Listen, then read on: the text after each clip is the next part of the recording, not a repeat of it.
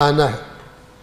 آیت نمبر 27 والذین هم من عذاب ربهم مشفقون، یہ جہنم سے بچے ہیں جو آج قیامت کے دن لوگ یہ دنیا میں کیسے تھے؟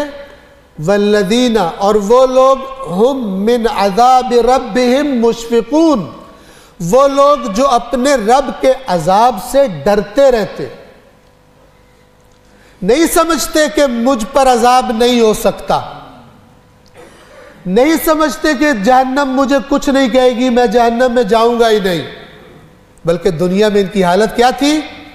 ہم من عذاب ربهم مشفقون، اپنے رب کے عذاب سے ڈرتے رہتے۔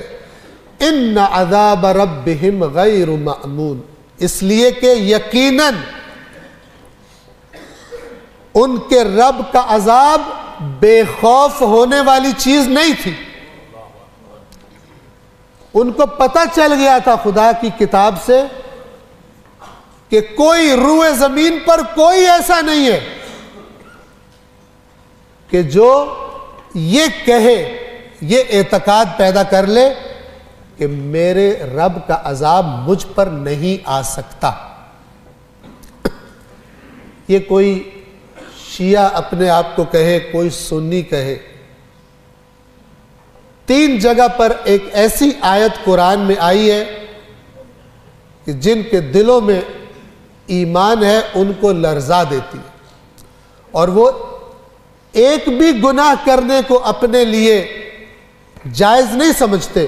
خطا انسان سے ہوتی ہے، لیکن روٹین بنا لے کسی گناہ کی اور بہانہ بنا لے اپنے عقیدے کا، کیونکہ میں ولایت کا قائل ہوں، کیونکہ میں محبت اہل بیت رکھتا ہوں، لہٰذا یہ گناہ مجھے نقصان نہیں پہنچائے گا۔ 3 جگہ پر آیت تکرار ہوئی ہے، ایک ہی الفاظ ایک ہی جیسے۔ قل، اے رسول ان سے کہہ دیجئے، انی اخاف، کہ یقیناً میں اخاف، خوف رکھتا ہوں، خوف زدہ ہوں، ڈرتا ہوں، ان عصیت ربی، اگر میں معصیت کروں اپنے رب کی تو میں بھی ڈرتا ہوں، کس سے؟ عذاب یوم عظیم، اس عظیم دن کے عذاب سے میں ڈرتا ہوں۔ یعنی رسول اللہ بھی اس روئے زمین پر قیامت کے عذاب سے ڈرتے ہیں۔ سورہ دہر، سورہ انسان، جس کی وہ مشہور و معروف آیات ہے کہ جو بہت زیادہ پڑھی بھی جاتی ہیں اور ہم لوگ سنتے بھی ہیں۔ کون سی؟ اہل بیت اطہار کی شان میں جو نازل ہوئی۔ وَيُطْعِمُونَ الطَّعَامَ عَلَىٰ حُبِّهِ مِسْكِينًا وَيَتِيمًا وَأَسِيرًا، اور یہ کھلاتے ہیں طعام مسکین کو اور یتیم کو اور اسیر کو خدا کی محبت میں، اور کھلا کر کیا کہتے ہیں، کیا فرماتے ہیں ان کو؟ انما نطعمکم لوجہ اللہ، ہم تو تمہیں صرف اللہ کی رضا کے لیے دے رہے ہیں، لا نرید منکم جزاء ولا شکورا، نہ ہم تم سے کسی جزا کا ارادہ رکھتے ہیں کہ تم یہ جو ہم تمہیں دے رہے ہیں اس کے بدلے ہمیں تم کچھ دو، یہ بھی ہماری چاہت نہیں ہے، ولا شکورا، اور حتیٰ کہ تم سے شکر گزاری کے بھی طلبگار نہیں ہیں، کیونکہ ہم تو صرف اللہ کے لیے کر رہے ہیں۔ یہاں تک آپ سنتے ہیں، اگلی آیت نہیں پڑھی جاتی، آپ کو معلوم ہونا چاہیے۔ اگلی آیت، یہ جملات جو ان آیات کے ہیں یہ کن کی زبان سے ادا ہو رہے ہیں؟ انما نطعمکم، ہم تمہیں کھلاتے ہیں، یہ جو ہم تمہیں یتیم کو دے دیا، اسیر کو دے دیا، مسکین کو دے دیا، اب انہی کی زبان سے اللہ فرما رہا ہے یہ جو ہم تمہیں کھلا رہے ہیں اس کے بدلے یہ اللہ کے لیے ہے، تم سے کچھ نہیں چاہتے۔ کیوں؟ اگلی آیت کون سی ہے؟ اِنَّا نَخَافُ، اس لیے کہ یقیناً ہمیں خوف ہے۔ انہی کی زبان ہے جن کی شان میں یہ آیات اتری، اور یہ کوئی حدیث نہیں ہے کہ صحیح اور غلط ہو جائے۔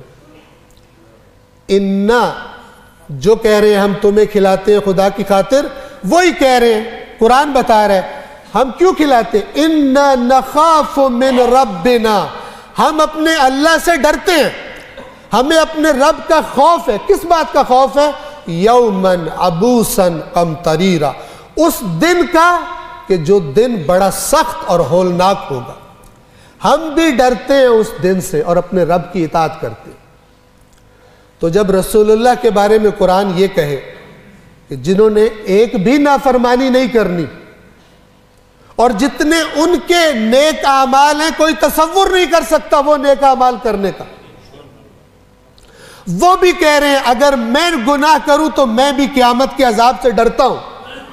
تو میں آپ سے سوال کرتا ہوں کہ جب خدا کا وہ برگزیدہ ترین بندہ 3 دفعہ قرآن اس کے بارے میں گواہی دیتا ہے اور اس کو حکم دے رہا ہے کہ آپ بتا دیجئے کہ اگر میں بھی گناہ کروں تو میں قیامت سے اس عظیم دن کے عذاب سے ڈرتا ہوں، تو پھر کس کو حق حاصل ہے کہ وہ یہ عقیدہ بنائے کہ میں اگر گناہ کر بھی لوں تو قیامت میں عذاب مجھے کچھ نہیں کہے گا.